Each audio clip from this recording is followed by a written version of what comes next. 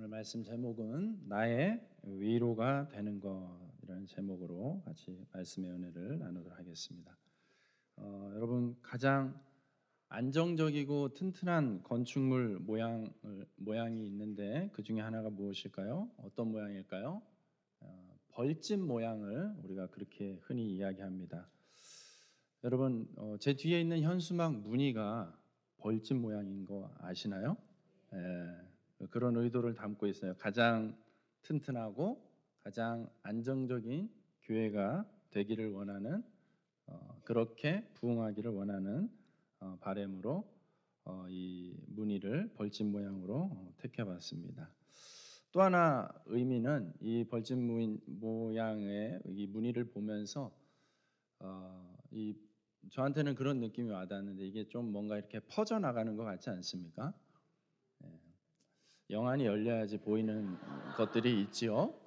그래서 저는 제 주장이죠. 퍼져 나가는 것 같아요. 그래서 확장되어지는 그런 모습들, 우리 구미 사랑의 교회 2024년의 모습, 어떤 하나님의 축복을 받을 수 있을까 생각할 때 이렇게 안정적으로 부흥하는 교회, 또 확장되어지는 교회의 모습을 꿈꿔봤습니다. 그런 마음을 같이 품어주시고 안 보이면 보일 때까지 바라보시면서 기도하시기 바랍니다. 여러분, 튼튼한 건물이 세워지기 위해서는 이 뼈대가 중요합니다. 이 건물도 지금 이렇게 튼튼해 보이지만 이 중에 몇 가지 핵심적인 기둥들을 이렇게 무너뜨리면은 건물 와르르 무너질 수밖에 없습니다. 뼈대가 참 중요합니다. 우리 신앙생활도 마찬가지예요. 신앙생활 할 때에도 오래 다니는 것도 중요하고 꾸준히 다니는 것도 중요하지만 진짜 중요한 거는 뼈대가 잘 세워져 있어야 되는 거예요. 튼튼하고 안정적인 신앙을 세워가는 데 있어서는 이 뼈대만큼 중요한 것이 없죠. 그래서 우리 신앙에서 뼈대와 같이 여겨질 수 있는 게 뭐가 있을까 생각했을 때 저는 이 교리라고 생각을 합니다. 교리. 아니 목사님, 교리는 신학교를 가야지 배우는 거 아닙니까? 라고 생각할 수 있지만 그렇지 않습니다. 교리는 뭐 딴 게 아니에요. 교리는 성경의 내용들, 성경의 핵심적인 내용들을 체계적으로 주제별로 정리한 내용이 교리예요. 그러니까 성경 따로 교리 따로가 아니라 성경을 어떤 이 체계 속에서 정리한 내용이 교리라는 것이죠. 그러니까는 성경을 좀 더 체계적으로 바르게 정리하고 배우기 위해서는 이 교리를 다루는 것이 마땅하다라는 거예요. 특별히 이 교리가 발달하게 된 시대를 중세 시대라고 이야기를 합니다. 중세 시대 때는 안타깝게도 그 시대에는 아직 이 인쇄술이 발달하지 않았어요. 그래서 책 자체가 너무 귀했어요. 책이 한 권이 또 다른 한 권이 카피가 되려면 사람들이 수기로 옮겨 적어야 되니까 당연히 보급률이 떨어질 수밖에 없고 웬만한 사람들은 책을 손에 넣을 수가 없죠. 그러니까는 성경도 마찬가지였어요. 그래서 웬만한 성도들은 성경을 구경도 못 합니다. 그러니까는 그 성경 말씀은 어떻게 들을 수 있었냐? 바로 그 당시에 이제 카톨릭이 개신교가 생기기 전이니까 이 카톨릭의 사제들에 의해서 그게 하나님 말씀이구나 이렇게 그냥 귀동냥으로 배웠던 거예요. 귀동냥으로 들었던 거예요. 그런데 안타깝게도 그 당시에 이 카톨릭이 그만 부패하고 타락하고 말았죠. 그러면서 영적인 암흑기의 시간을 보내게 됩니다. 그래서 이 타락한 분들이 하는 이야기가 이게 진짜 성경 말씀인지 아닌지 판가름을 못한 채 필터링이 없이 그냥 그대로 들으면서 잘못된 신앙으로 치우치게 되는 것이죠. 그런 것들을 일부 깨어있는 사제들, 일부 말씀을 접한 사람들이 깨닫기 시작한 거예요. 그래서 들고 일어났어요. 아니다, 우리는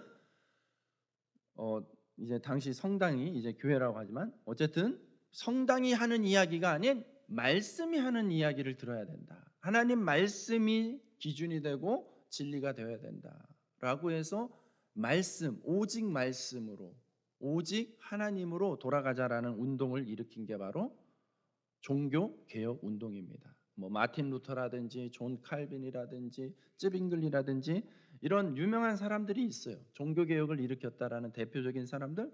이런 사람들이 말씀을 접하면서 이제 그거에 대해서 깨닫기 시작한 거죠. 그래서 성경의 진리를 깨닫고 성경의 진리를 회복해야 된다, 지켜야 된다 그렇게 주장하면서 종교 개혁을 일으켰습니다. 여러분 카톨릭의 사제들이 만든 성경에도 없는 이야기들이 이 당시 사람들의 신앙생활을 오염시키고 있었어요. 대표적으로 우리가 알고 있는 내용이 뭐가 있어요? 카톨릭의 부패상의 어떤 대표적인 사건이 바로 면죄부 사건이에요. 면죄부 사건. 선행으로서 구원을 받아야 된다라고 생각했던 것이죠. 착한 일을 하지만 사람이라는 게 완벽하지가 않아요. 그죠? 그래서 언제든 실수할 수 있고 사람들의 노력으로 선행만으로는 완전한 그 선을 이룰 수 없다라는 그 한계점을 늘 발견할 수밖에 없는 거예요. 그런 절망으로 몰아넣은 다음에 이들이 이제 돈을 받고 나머지 네가 선행으로 채우지 못한 부분들은 나한테 여기에 돈을 내면 해결해 줄 거야. 해소가 될 거야. 이런 식으로 장사놀이를 했던 것이 바로 이 면죄부 사건이었던 것이죠. 정말 갈 때까지 가버린 타락한 모습, 더 이상 교회라고 말할 수 없는 모습들이 그 당시에 나타난 것이죠.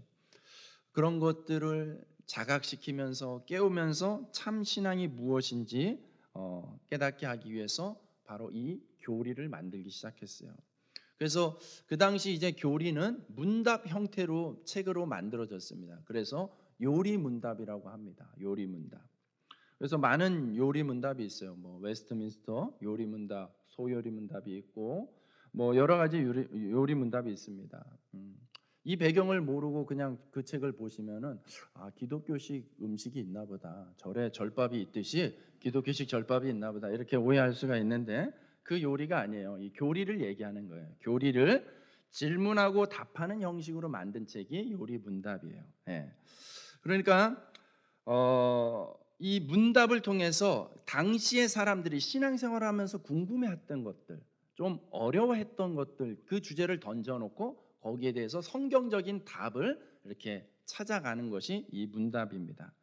그래서 우리가 오전에는 이 공동체 성경 읽기를 따라서 순차적으로 성경 말씀을 성경 말씀의 설교를 이제 듣게 된다면 오후에는 이 성경의 주제를 따라서 이 요리문답의 주제를 따라서 이 말씀을 나눠보려고 합니다. 그래서 오늘 바로 첫 번째 주제가 되는 것인데 한번 화면을 띄워주시고 읽도록 하겠습니다. 아니요, 요리문답 PPT. 예, 예. 그렇죠. 좀 글이 잘리나요? 질문이에요. 첫 번째 질문, 1문인데 첫 번째 질문이에요. 살아서나 죽어서나 당신의 유일한 위로는 무엇입니까? 라는 질문이에요. 대답 부분을 한번 읽어주시죠. 시작.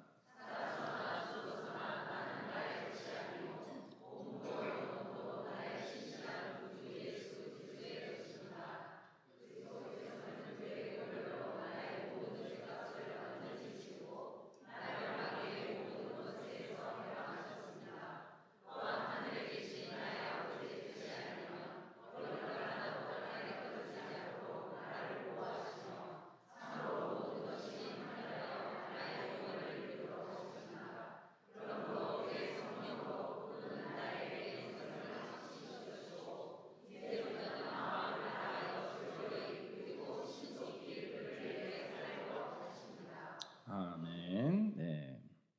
살아서나 죽어서나 당신의 유일한 위로는 무엇입니까? 이 당시는 굉장히 신앙을 특별히 이 개혁적인 신앙을 지키려면은 이제 모든 걸 다 걸어야 됐어요. 목숨까지도 이제 다 걸어야 되는 그러한 척박하고 힘겨운 그 시대적인 배경 속에서 다른 어떤 성경적 주제보다도 이 위로라는 주제가 성도들에게 있어서 그 신앙을 지켜내는 데 있어서 가장 중요한 주제였던 것 같습니다. 그렇기 때문에 첫 번째 주제가 되었던 것이죠. 그 주제에 대해서 살아서나 죽어서나 나는 나의 것이 아니요 몸도 영혼도 나의 신실한 구주 예수 그리스도의 것입니다라고 답을 해놨죠. 이것이 그냥 어느 날 그냥 어디서 딱 하고 나타난 어떤 이론적 대답이 아니라 우리가 좀 전에 읽었던 로마서 14장 8절 말씀. 그러니까 성경의 그 주제에 대해서 이렇게 성경적으로 이렇게 답할 수 있습니다라는 것을 찾아서 그 당시적 문장으로 이제 표현을 해 준 것입니다. 그림을 하나 보여주시면 좋겠는데 물고기 그림입니다. 이 물고기 참 귀엽게 생겼죠. 저 물고기의 이름이 스네일피쉬라는 물고기예요. 저 물고기가 사는 곳은 해저 7,600m 깊이에서 살고 있습니다. 여러분 일반 군인들이 타는 잠수함이 몇 미터, 수십 몇 미터까지 내려갈 수 있을까요? 우리 여기 저기 해군 전문가 계시잖아요. 보통 한 150m 정도라고 얘기합니다. 일반 잠수함이. 근데 아주 뛰어난 최첨단의 기술을 가진 뭐 핵잠수함은 한 해저 500에서 한 700m 정도 이렇게 내려갈 수 있다고 합니다. 그런데 이 물고기는 어디까지 내려가서 살고 있다고요? 7,600m까지. 여러분 이 정도 깊이가 되면은 엄청난 압력이 있습니다. 엄청난 압력이. 그 압력을 좀 환산해 보면은 1평방미터당 8,000톤의 압력이 가해진다고 해요. 8,000톤이면 어느 정도인지 와닿지가 않잖아요. 소형차 위에 500kg짜리 코끼리 1,600마리를 올려놓는 거예요. 그러니까는 자동차가 어떻게 되겠어요? 한 마리, 두 마리만 올라가도 그죠? 자동차는 이미 찌그러질 텐데 1,600마리를 올려놓는 것이죠. 여러분 이 깊이에서는 살 수가 없습니다. 아무런 생물도 살 수가 없어요. 그런데 이 스넬피쉬 좀 전에 보여줬던 아주 귀여운 그 귀엽게 생긴 이 물고기는 그곳에서 살고 있습니다. 칼을 갖다 대면 그냥 아무 힘 없이 분명히 쭉 갈라질 것인데 터져버릴 것인데 그런 얇은 피부를 가지고 있는 이 물고기가 어떻게 저렇게 깊은 곳에서 그 압력을 버티면서 살아갈 수 있을까요? 그것은 바로 이 물고기 안에는 창조될 때에 내적인 대응력이 있었기 때문에 그렇습니다. 외부의 압력을 견딜 수 있는 내적인 힘이, 내성의 힘이 강하기 때문에 이 물고기는 그 깊이에서도 살아갈 수 있는 것이죠. 여러분, 우리가 이 땅을 살아가면서 이 인생을 살아가면서 우리도 삶의 무게, 삶의 압력이 느껴질 때가 많이 있습니다. 그렇죠? 좀 나이 먹으면 좀 편해지는가 싶은데 또 그렇지 않잖아요. 또 다른 어떤 종류의 인생의 무게와 인생의 압력들이 느껴질 때가 있습니다. 저는 초등학교 때 빨리 어른이 돼서 독립해서 내 맘대로 살아야지 했는데 어른이 되니까는 더 내 맘대로 못 사는 것 같아요. 여러분들도 마찬가지잖아요. 또 다른 어떤 한 단계를 지나서면은 또 다른 종류의 삶의 압력이 있습니다. 때로는 그것이 질병이라는 이름으로 다가올 때도 있고 어떤 일에 대한 부분들, 직장에 대한 부분들, 사람들과의 관계, 또 경제적인 부분들, 뭐 여러 종류로 이렇게 압력들이 옵니다. 이런 짐 없이 이런 무게감 없이 좀 살고 싶다는 생각을 할 때가 있지만 우리는 잘 알고 있습니다. 그 생각이 부질없는 생각이에요. 불가능하죠. 그런 걸 느끼지 않고 살아갈 수 있는 인생은 아무도 없습니다. 그러므로 여러분 오늘 말씀을 통해서 우리가 나누고자 하는 중요한 교훈 중에 하나는 여러분 압력을 피할 길을 찾기보다는 압력을 피할 수 없다면 압력을 이겨낼 수 있는 마치 스넬피쉬와 같이 내적인 대응력을 키우는 방법을 갖출 수 있기를 주님의 이름으로 축복합니다. 여러분 에덴에서 쫓겨난 인간들이 처음에는 이런 것들을 해결해 보려고 했죠. 그래서 나름의 방법들을 찾아가는 거예요. 그래서 그 당시에 그 옛날 문화가 발달하지도 않았는데 어쩜 그렇게 사람들은 거의 본능적으로 신을 찾을까, 우상을 찾을까, 재물과 권력을 가져야지 더 좋다라는 것을 사람들은 그렇게 쫓게 되었을까? 그렇죠? 이런 사람들은 다 본능적으로 그런 살고자 내부적인 내적인 대응력을 찾았던 것입니다. 나름대로 살기 위한 발버둥이고 몸부림이었던 것이죠. 하지만 현실적으로는 늘 한계투성이었어요. 늘 별 도움이 되지 않았습니다.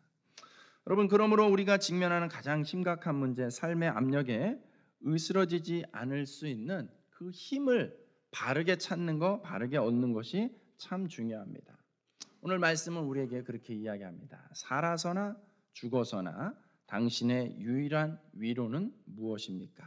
당신의 유일한 위로는 50평 아파트입니까? 제네시스 같은 멋진 자동차입니까? 그런 거가 위로가 될 수 있지요. 분명히 위로가 됩니다. 캐스퍼를 타다가 제네시스를 타면은 자동차 탈만하지요. 예, 제네시스 갖고 만족하면 안 되죠. BMW 돼야죠. 여러분, 아버지의 든든한 유산을 받는 것도 위로가 될 수 있습니다. 문제는 무엇이냐면 그게 그리 오래 가지는 않는다는 거예요. 예. 여러분, 차가 커질수록 세금도 많아진다는 걸 깨달으셔야죠. 예. 여러분, 우리에게 참으로 필요한 위로는 육체적이거나 일시적인 위로가 아니라는 거예요.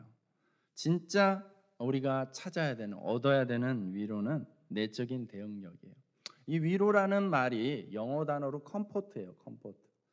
컴이라는 그 접두사와 포트라는 단어가 합쳐진 거예요. 컴이라는 단어는 무엇과 함께 뭐뭐로 이런 의미를 가지고 있고, 포트는 라틴어에서 이제 시작된 단어인데 힘이라는 걸 가지고 있죠.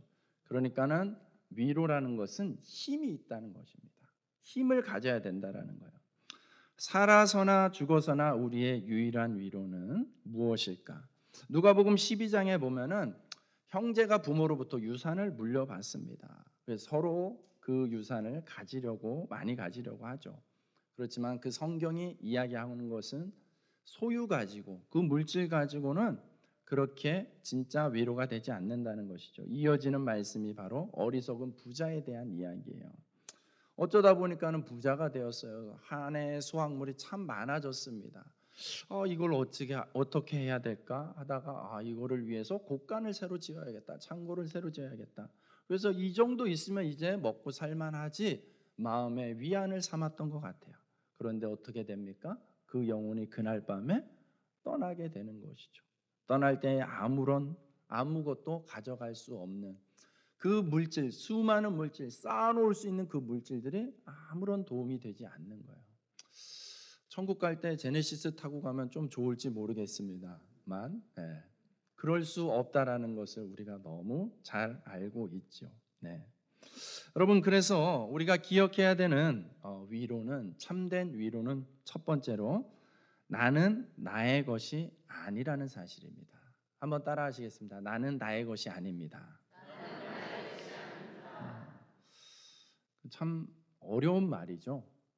우리는 당연히 내 옷인데, 내 몸뚱아리인데, 내 생활인데, 내가 좋아하는 건데 라고 여기는 것들이 참 많아요. 당연하게 여겨요.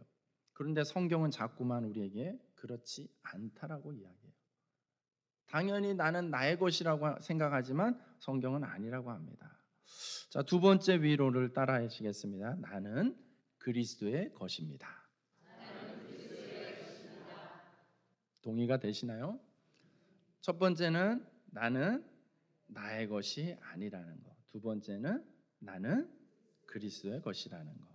이게 성경이 이야기하고 있는 소유의 주체에 대한 이야기입니다. 여러분, 우리 존재는 결코 우리로 인해서 시작되지 않았다는 사실을 깨달아야 돼요. 태어나는 것도 내가 결정해서 태어난 것이 아니죠. 부모님도 내가 선택한 것이 아닙니다. 내가 대한민국 구미에서 태어날 것이라고 정한 적이 없습니다. 눈 떠보니까 여기였던 것이죠. 여러분, 그런 것을 봤을 때 또 어떻습니까? 이 세상을 떠날 때도 여러분 택해서 떠납니까? 여러분이 결정하는 것 같습니까? 그렇게 보이는 경우가 간혹 있을지도 모르지만 실은 그것도 정확한 해석은 아닙니다. 우리는 올 때도 그렇지만 갈 때도 마찬가지로 내가 선택할 수 있는 것이 아무것도 없습니다. 이런 자신의 주제를 잊어버리고 내 마음대로 살고 스스로 위로를 찾으려고 한다면 분명히 한계에 빠질 수밖에 없죠. 엉뚱한 길에 빠질 수밖에 없습니다. 그래서 성경은 다시 묻고 있는 것이죠. 살아서나 죽어서나 당신의 위로가 무엇입니까?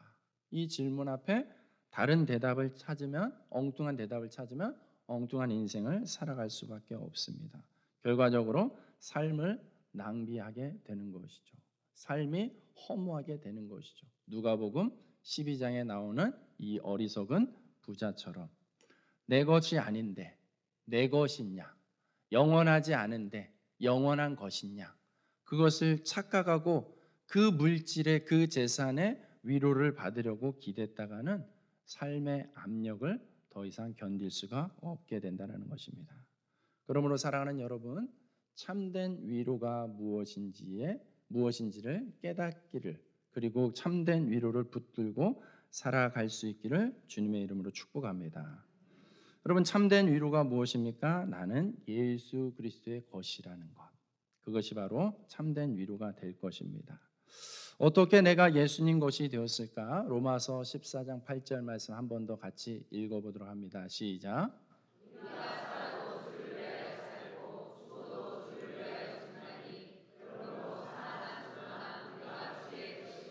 아멘.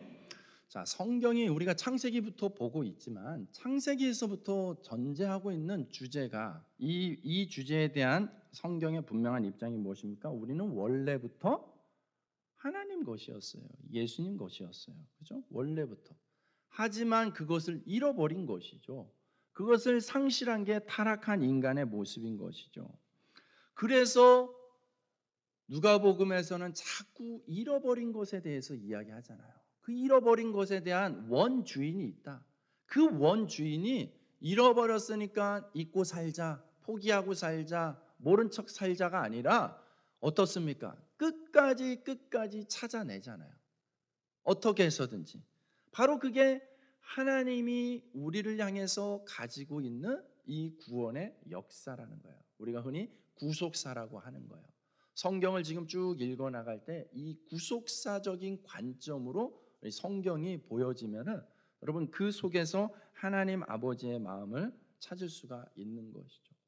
하나님은 왜 잃어버린, 하나님으로부터 끊어져 버린 이 인간들을 내버려 두지 않고 왜 그렇게 구제불능처럼 보이는 인생 가운데 굳이 찾아오셔서 그렇게도 열심히, 그렇게도 간절히 포기하지 않고 우리 삶에 간섭하실까? 아버지의 마음인 것이죠. 여러분, 그래서 그분이 하셨던 최종적인 결론적인 그 사건이 바로 십자가 사건으로 연결되어질 수밖에 없어요. 십자가 사건은 무엇입니까? 값을 지불하는 사건이에요. 잃어버린 우리를 다시 되찾기 위해서 우리에 대한 몸값을 당신이 지불하신 사건이 십자가 사건인 것이죠. 값을 지불했으면, 여러분 물건을 샀으면 어떻게 됩니까? 소유권이 바뀌어지는 것이죠. 제가 좋아하는 쇼핑하는 곳 중에 또 하나가 다이소라는 현장에 있습니다. 최근에 우리가 이사를 하면서 집에 이것저것 뭐 자질구레한 것들, 이제 필요한 것들이 있잖아요. 얼마 전엔 가서 다이소 물건 대부분 얼마입니까? 1,000원짜리 샵에 가서 10만 원을 결제했습니다. 얼마나 부자가 된 느낌인지 모릅니다. 뭐 이것저것 잡동사니 사다 보니까 그렇게나 많이 샀더라고요. 어쨌든 간에 분명히 값을 지불하기 전에는 그게 내 것이 아니에요. 그 사람들 거죠. 그런데 값을 지불하고 나면 이제는 확실히 제 것이죠. 그래서 제 마음대로 하는 거예요. 우리 집에 여기다도 놨다가 저기다도 붙였다가 하면서 제 마음대로 하는 것이죠. 그게 바로 하나님이 우리를 향해서 값을 지불하시고 소유권을 이전받은 모습인 것입니다. 이제 우리는 누구의 소유라는 것입니까? 다시 원래 주인에게로 돌아온 것이죠. 바로 하나님의 것, 예수님의 것이라는 것입니다. 여러분, 이 믿음이 우리의 내부적인, 내적인 대응력이 되어야 될 줄로 믿습니다.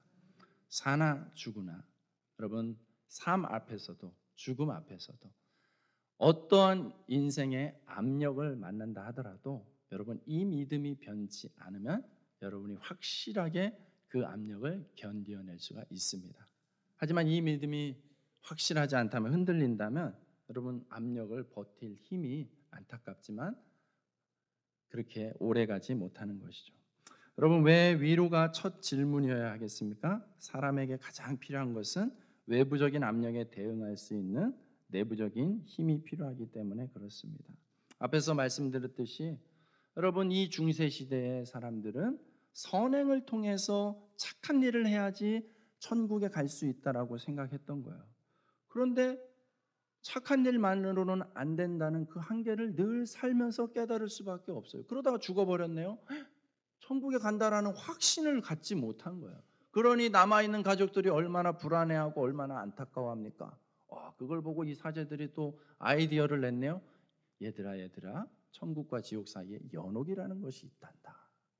그래서 그 사이에서 아직 미결수 상태, 결정되지 않은 상태에 머무는 것이다.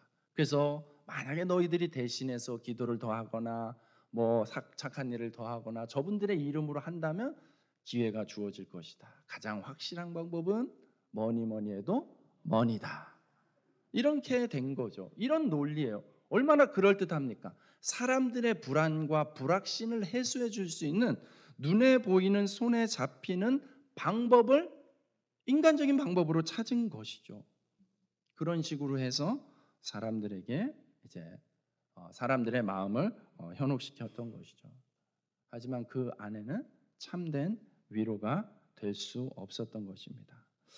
여러분 이런 외부적인 압력보다도 더 심각한 것이 내부적인 압력입니다. 여러분 우리에게 두 가지의 소식이 있어요. 나쁜 소식과 좋은 소식이 있습니다. 어떤 소식을 먼저 듣고 싶으세요? 좋은 소식을 듣고 싶으세요? 나쁜 소식을 듣고 싶으세요? 좋은 소식을 나중에 들어야지 결론이 좋은 거 아니겠습니까? 나쁜 소식은 이 압력을 내부적인 이 압력을 이겨낼 힘이 우리에게는 있지 않다라는 거예요. 그게 나쁜 소식이에요. 좋은 소식은 무엇이겠습니까? 이 압력을 이겨낼 힘이 예수님께 있다라는 사실입니다. 예. 그러니 여러분 우리가 하나님의 것이라는 예수님의 것이라는 이 말씀이 우리에게 진짜 힘이 되고 위로가 되지 않겠습니까? 예. 우리가 예수님의 것이 되었다는 사실이 어떻게 살아서나 죽어서나 우리에게 위안이 되고 있는지 그 근거가 되는 말씀 몇 구절을 찾아보고 오늘 말씀을 마치려고 합니다. 첫 번째, 예수님은 우리를 구속하셨다라는 사실이에요. 구속하셨다, 값을 지불하셨다라는 거예요. 로마서 14장 8절 우리가 살아도 주를 위하여 죽어도 주를 위하여 죽나니 그러므로 사나 죽으나 우리가 누구의 것? 주의 것. 여기서 분명히 소유권을 밝히고 있죠. 이 소유권을 분명하게 이야기할 수 있는 근거가 뭐라고요? 값을 지불했기 때문이라는 거예요. 자, 고린도전서 3장 23절 말씀입니다. 시작. 아멘. 성경은 또 재차 밝히고 있습니다. 우리는 누구의 것이라고요? 그리스도의 것이요. 그리스도의 것이라는 것은 곧 하나님의 것이 된다라는 거예요. 그러므로 여러분 내 인생 내 것입니다 주장하는 것은 실은 굉장히 어리석은 주장이죠. 어리석은 주장이에요. 내 인생 내 것 돼서 뭐 하려고요? 나는 그렇게 불완전한데, 나는 영원하지도 못한데, 그죠? 영원하고 완전하고 온전하신 예수님이 우리를 당신 것 삼으실 때에 당신이 그렇게 끝까지 책임지시는, 잃어버린 한 마리의 양을 끝까지 찾아내시는 그 모습으로 우리를 당신의 소유로 삼아 주실 줄로 믿습니다. 여러분 우리가 예수님 것이 되었습니다. 그러므로 우리가 얻을 수 있는 또 하나의 유익은 예수님이 우리를 보호하신다는 사실이에요. 예수님이 우리를 보호하십니다. 누가복음 21장 18절 말씀 이렇게 기록됩니다. 너희 머리털 하나도 상하지 아니하리라. 아멘. 저는 아침에 머리를 감고 드라이기로 말릴 때 이렇게 저희 집에 있는 여자들을 보면은 좀 불쌍해요. 막 한참을 드라이를 가지고 막 말려야 되잖아요. 우리는 그냥 뭐 몇 분 걸리지도 않아요. 그래서 이렇게 갈수록 그 드라이 시간이 짧아져서 되게 좋아했거든요. 알고 봤더니 그게 좋은 게 아니었어요. 그만큼 그만큼 머리카락이 빠지고 있는 거였어요. 예. 그걸 최근에야 깨달았답니다. 예. 그죠? 그 머리털 하나 우리 대한민국에 있는 천만 탈모인들이 다 소중히 여기는 그 머리털 한 가닥, 그죠? 근데 이미 이 탈모인들의 선두주자가 하나님이셨다는 사실이에요. 머리털 하나도 소중하게 여기시는 분은 하나님이세요. 네. 적용이 이상하게 되는데 하나님은 우리 그 어떤 것 하나도 가벼이 여기시지 쓸데없게 여기시는 것이 없다라는 것이죠. 여러분 마태복음 10장 29절에 30절 말씀을 같이 한번 읽겠습니다. 시작.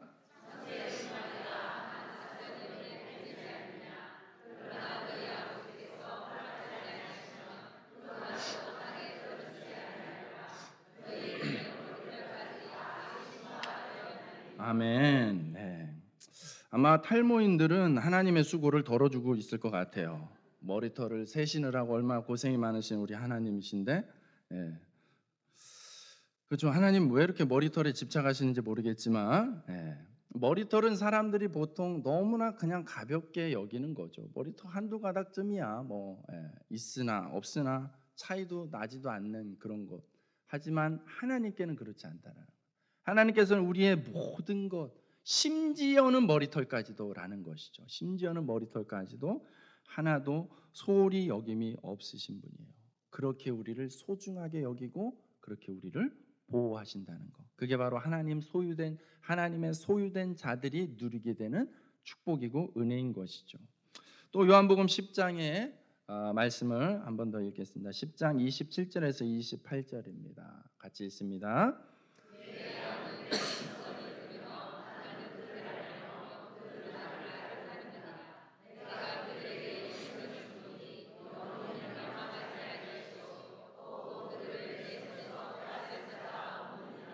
아멘. 선한 목자에 대한 설교를 나눈 적이 있습니다. 선한 목자는 양을 목숨을 걸고 지켜내는 사람. 그렇죠? 그 양 한 마리도 빼앗길 수가 없어요. 왜냐하면 그 목자의 어떤 생계와 관련되는 거기 때문에 그렇죠. 목숨을 걸고 지키는 그 선한 목자의 모습, 그 심정적인 고백인 것이죠. 양들을 향하여서 그 누구에게도 빼앗길 수 없는 이 목자의 심정. 예수님이 우리를 향해서 선언하고 계시는 말씀인 거예요. 우리는 그 누구에게도 빼앗겨지지 않을 것입니다. 우리는 예수님의 소유이기 때문에 그렇습니다. 예수님은 우리를 누구에게 양보할 마음이 눈꼽만큼도 없으세요. 우리를 양보하지 않습니다. 우리를 누구에게 양도하지 않습니다. 빌려주지 않아요. 왜요? 소중하니까요. 소중하니까. 여러분, 그래서 예수님은 우리에게 확신을 주고 계시는 거예요. 확신을. 자, 이 예수님의 것이 되어서 우리가 얻게 되는 이 확신에 대한 부분들 로마서 8장 16절 말씀입니다. 같이 읽습니다. 시작.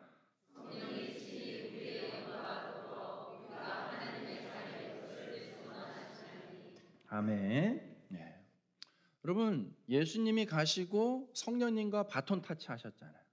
바톤 타치 하시면서 성령님이 우리에게 오셨어요. 그죠? 예수님을 영접한 자들 안에 성령님이 내주하신다라는 것이 우리가 알고 있는 성경적인 내용이죠. 우리 안에 성령님이 들어와 계세요. 들어와서 뭐 하시겠어요? 뭐 때문에 와 계신 거예요, 성령님이? 성령님이 우리 안에서 하나님의 자녀인 것을 증언하시기 위해서 계신 거예요. 우리 안에 성령님께서 이 확신을 준다고요. 이 증거가 되고 있다고요. 네. 그러므로 여러분 서로 만나서 인사할 때 여러분 안에 있는 성령님께 인사해 보십시오. 당신 안에 있는 성령님께 인사합니다. 네. 여러분 우리 안에 성령님께서 우리가 하나님의 자녀인 것을 증거하고 나타내셔요. 그래서 우리의 마음을 우리의 생각을 다스리고 이끌어 가시는 것이죠. 에베소서 1장 13절과 14절 말씀을 한 번 더 같이 읽겠습니다. 시작.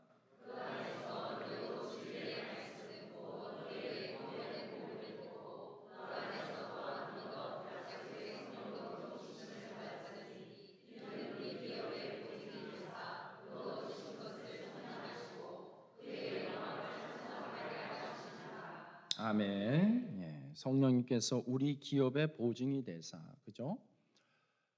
기업, 소유물의 보증이 되사 확실하게 우리는 예수님 것이라는 것에 대해서 분명히 증거하고 있습니다. 그러니까 어떤 물건을 샀다라는 그 증거물로 우리가 받는 게 소유하고 있는 게 영수증이죠, 영수증. 영수증과 같은 거예요. 성령님은 영수증과 같은 거예요. 값을 치렀다. 이제 이 자의 소유는 하나님께 있는 것이다. 성령인 내가 보증한다. 우리 안에 성령님께서 그렇게 보증하고 우리를 확신으로 이끌어 가시는 것이죠. 예. 여러분, 우리가 예수님 믿었으니까 천국 간다라는 것을 무엇에 근거하겠습니까? 갔다 오셨나요? 천국 가보셨나요? 갔다 오신 분이 계신가요? 우린 가보지도 않았고 본 적도 없어요. 그럼에도 불구하고 우리는 확신하고 있죠.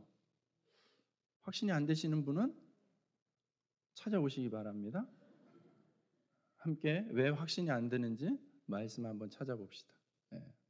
그리고 그 확신의 근거가 우리 안에 성령님이 계시기 때문이죠. 여러분, 어떻게 아무리 성경이라지만 인간적으로 본다면, 그죠? 신앙을 빼고 본다면, 여러분, 몇 글자 적혀 있는 거 가지고 어떻게 내 인생 모두를 겁니까? 그러니 세상 사람들의 저 반응이 이해될 법도 하죠. 성령님이 없는 상태에서 이 성경을 보고 이 교회 다니는 사람들을 보면 제정신인가 싶지요. 그렇게 될 수밖에 없어요. 무엇이 이 확연한 차이를 만들어내고 있는 것입니까? 여러분, 우리 안에 계신 성령님인 것이죠.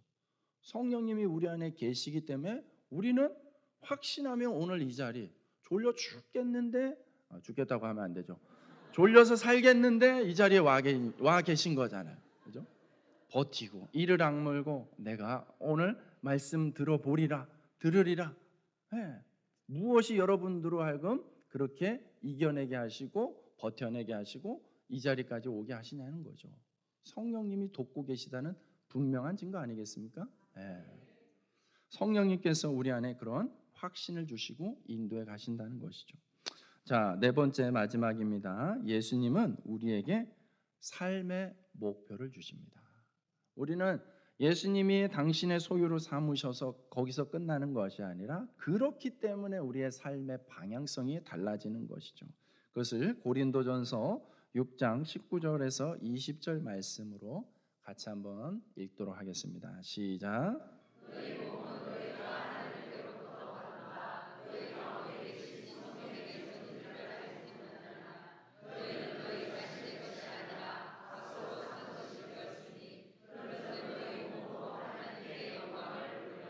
아멘. 예, 다시 한번 분명하게 성경은 이야기합니다. 너희는 너희 자신의 것이 아니라 값으로 산 것이 되었으니, 예수님께서 값으로 산 것이 되었으니, 그렇기 때문에 소유가 바뀌었기 때문에 이제 다른 것도 당연히 다시 재설정이 돼야 되는 것이죠. 다시 세팅이 돼야 되는 거예요. 아니, 나 예수님 소유되었는데 여전히 예수님 알지 못할 때랑 똑같이 살아간다는 건 뭐가 지금 안 되고 있는 거예요. 제대로 작동이 안 되는 거예요. 여러분, 불량품은 AS를 받아야 되는 거예요. 다시 재설정을 해야 되는 거예요. 오늘 너희 자신의 것이 아니라 값으로 산 것이 되었으니, 소유권이 바뀌었으니 그런즉 너희 몸으로 하나님께 영광을 돌리라. 아멘. 우리 삶의 이유, 삶의 목적, 삶의 가치가 여러분 로또 당첨이 아닌 하나님께 영광 돌리는 삶의 목표가 있기를 축복합니다. 네. 여러분, 하나님께 영광을 돌릴 수 있는 인생으로 살아갈 수 있다는 것만으로도 얼마나 특별합니까? 얼마나 귀한 겁니까? 차원이 다른 것이잖아요. 여러분, 저는 제가 소중히 여기는 물건 중에 하나가 이 태블릿 PC가 있어요. 이렇게 생긴 이제 전자기기 태블릿. 거기에다가 제 정보들을 많이 넣어놓고 있어요. 예. 요즘 왜 그렇게 비밀번호를 요구하는 데가 많은지 제가 다 기억을 못해요. 그래서 거기에다 다 넣어놓고 뭐 하여튼 주소, 전화번호 다 거기다 넣어놓습니다. 그래서 너무나 소중하게 여기죠. 함부로 누가 달라고 하면은 안 줍니다. 절대 안 주고 비밀번호로 묶어놓고 지문으로 잠가놨어요. 예. 아무도 함부로 열어보지 못하도록. 그래서 당연히 저는 소중히 여기죠. 거의 제 물건 중에서 저랑 가장 가까이 있는, 늘 거의 항상 같이 있는 물건이죠. 예. 여러분, 만약에 이 태블릿이 어떤 인격체 같은 존재라면 여러분 어떤 마음이 들겠습니까? 야, 나는 우리 주인이 참 귀하게 여기는구나. 나를 소중하게 다루는구나. 얼마나 뿌듯하겠습니까? 예. 왜 그렇습니까? 제가 확실하게 입장 표명을 하잖아요. 넌 내 거야. 넌 내 거기 때문에 넌 함부로 다루지 않을 거야. 넌 내가 소중히 여길 거야. 예. 이것이 전달되니까 그렇겠죠. 여러분, 이와 마찬가지겠죠. 여러분, 여러분의 위로가 무엇입니까? 참 많은 인생의 압력들을 만나고 그런 짓눌림 속에, 무거운 짐들 속에서 우리는 살아갈 수밖에 없는데, 그걸 피할 길은 없는데, 그 속에서 그것을 이겨내고 견뎌내고 버텨낼 수 있는 힘의 근거를, 그 위로의 근거를 여러분은 무엇으로 삼고 있습니까? 오늘 주님께서 우리에게 분명히 말씀하고 있죠. 너는 내 것이다. 너는 내 것이다. 여러분, 우리 다시 한번 우리 문답을 다시 한번 읽고 이제 마치도록 하겠습니다. 다시 제가 질문하면 여러분들이 답을 읽으시면 되겠습니다. 살아서나 죽어서나 당신의 유일한 위로는 무엇입니까?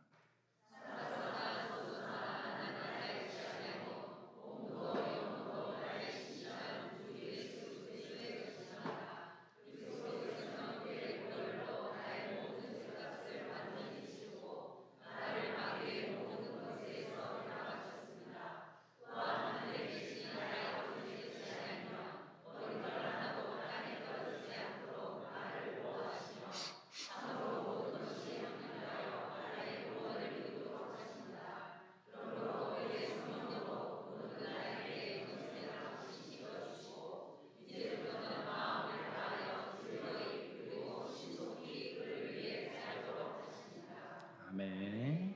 여러분, 이 말씀에 여러분들이 확신을 가지고 살아갈 수 있기를 축복합니다. 이 시간에